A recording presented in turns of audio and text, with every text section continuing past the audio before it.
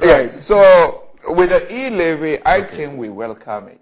But I wouldn't congratulate the president for it. Okay. But I do welcome it. I'll tell you why. Why won't you congratulate him? No. We welcome it, but no congratulations. Why? Cancellation is very easy.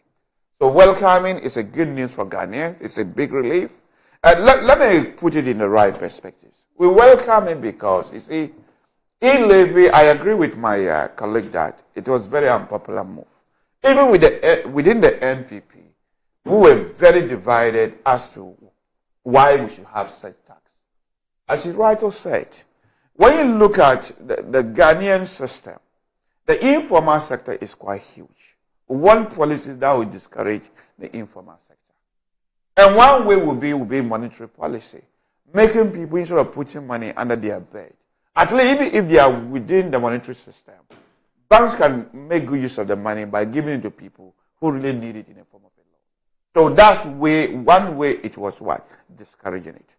I was also against the policy because those taxes are not gotten from production. It is not production. So, for example, if you were to use 1,000 and you keep transferring it from one person to the other, effectively the 1,000 will end without production taking place. Government and then the telecommunication companies will probably take the money and the banks. So we were against it. But I do understand why the finance minister said we needed it. We're facing an emergency. And he thinks the best way would have been E-Levy could help cushion Ghanaians because other Ghanaians have taken that kind of burden. I do understand him in that respect. But nevertheless, I disagree the fact that it was implemented. And I would also admit it was one of the mistakes the NPP have made. And we identified that this was actually a mistake while we were still having power. This was why when the vice president had the opportunity to speak after becoming the flag bearer at the UPSA auditorium, he made it very clear. I think it was one of the first policy announcements he made that if he happens to be voted as the president, he was going to cancel E-Levy.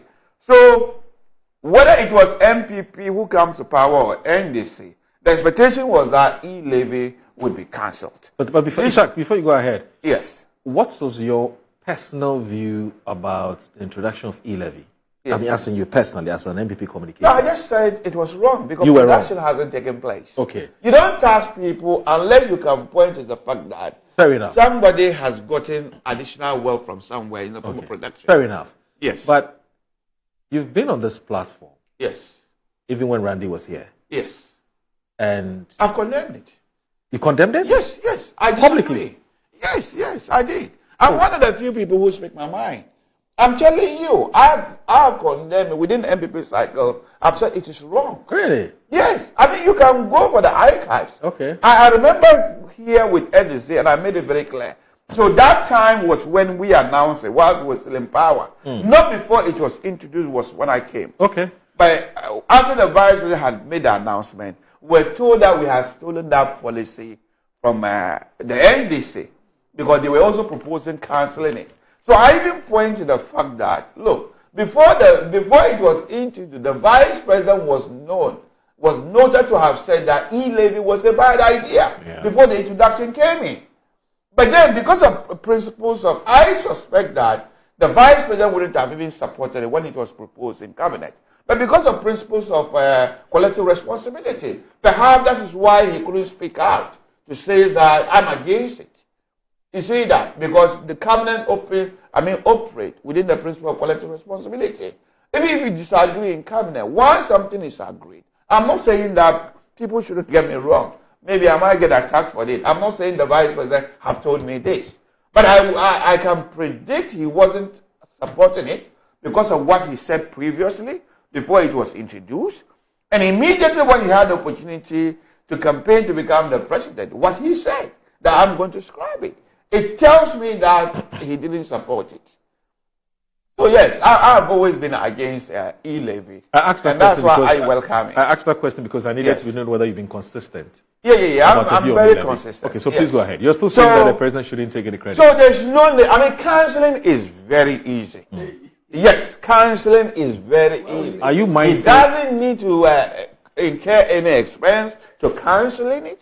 So we welcome it because it gives relief to Ghanaians. Because as we all agree, it was a very unpopular tax. But English people have their saying that the sweetness of the pudding is in the eating. Okay. So cancelling is not an issue. Now, where we wanted the president to have the courage was some of the promises the NDC have made to the people of Ghana when it comes to the environment.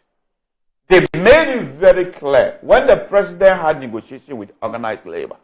They suspended mining in forest reserves. And then they said that when Parliament had the opportunity to reconvene, they will be asked to repeal that particular bill. That was Akufo-Addo who was going. The NDC said, no, you can repeal it now. It is better you do it now because what the Galamsey was causing ecocide. In other words, there is the equivalent of genocide when it comes to people. So ecocide means a very bad thing. You now have the opportunity to correct what you deem to be wrong. And you were asking organized labor not to accept the words of the president. You had the opportunity, you are amending it instead of repealing it.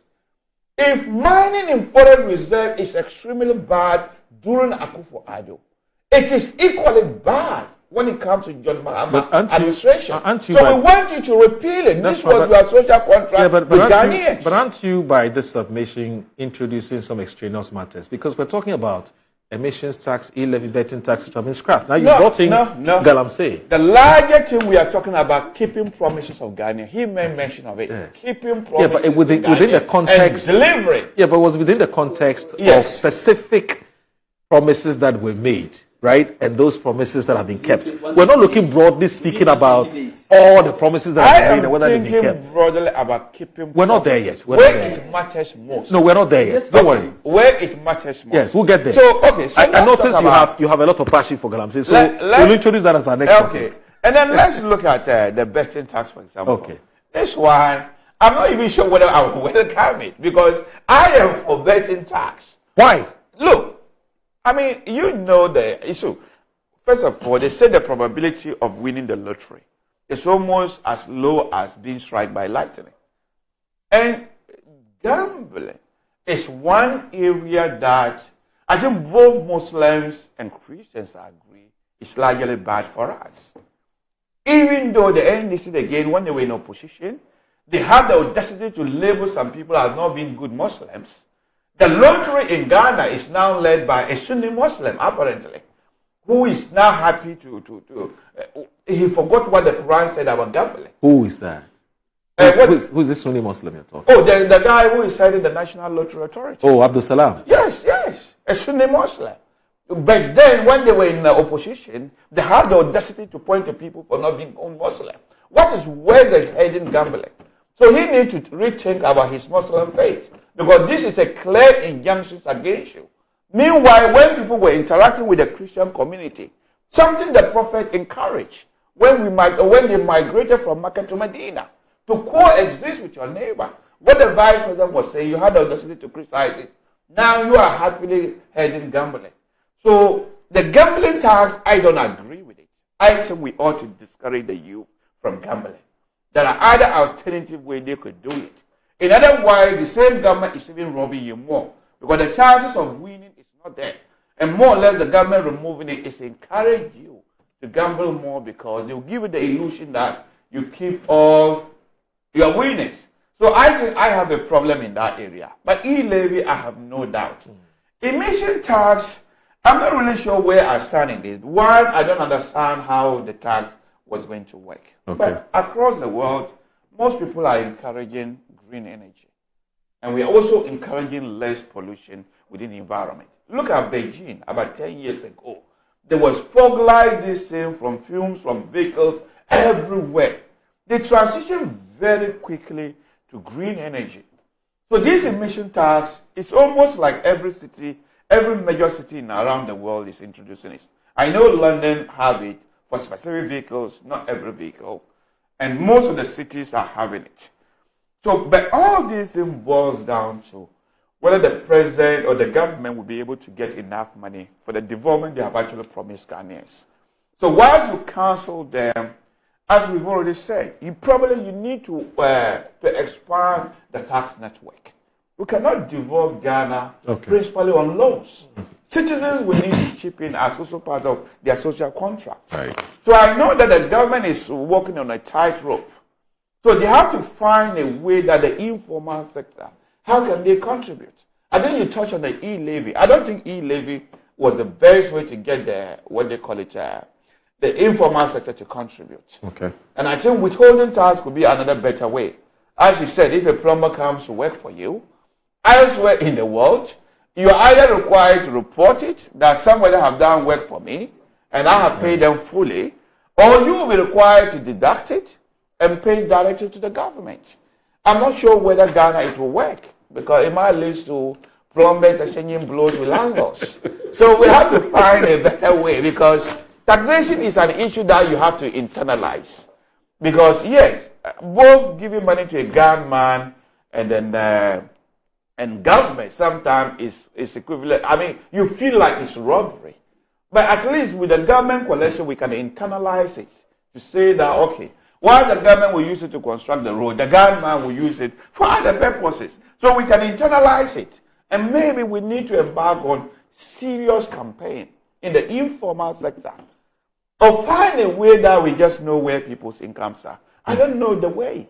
And withholding tax is one way that other countries have done it. Or make sure that, like in the UK, I think it's now compulsory for you to pick every worker through a bank account. So that's another way that we will know. So you could make sure that, for example, those people doing transactions, that rice seller, water seller, government could look into it by saying that instead of paying cash, when it comes to a particular services, do electronic transfer. Perhaps people knowing that government will get to know your income, maybe it will encourage them to voluntarily make some payments. You see that? So they also have, in other countries, they have self-assessment, whereby by law, if you are doing business, every year, you have to self-assess yourself. Yeah. So if your self-assessment hasn't come, perhaps the tax authority will find a way, randomly check on some people. We haven't seen your tax assessment. Yeah. Maybe we saw it last year. Are you still in business? And perhaps you pay a visit to see where they are. And I think that is where we are also having problems. I understand those people who are usually sent to collect their money, do private arrangement with those businesses. Okay. It's like that a percentage is given to them and the government will forget about the tax. So I think education is the proper way. Okay. Perhaps from primary school, secondary school, to the university level, we need to put emphasis that if you want to see good roads, good schools, and other things, then this idea of paying tax will need to come naturally. So that I think through that way we'll get better. But loans alone to build modern Ghana, I doubt it. Okay.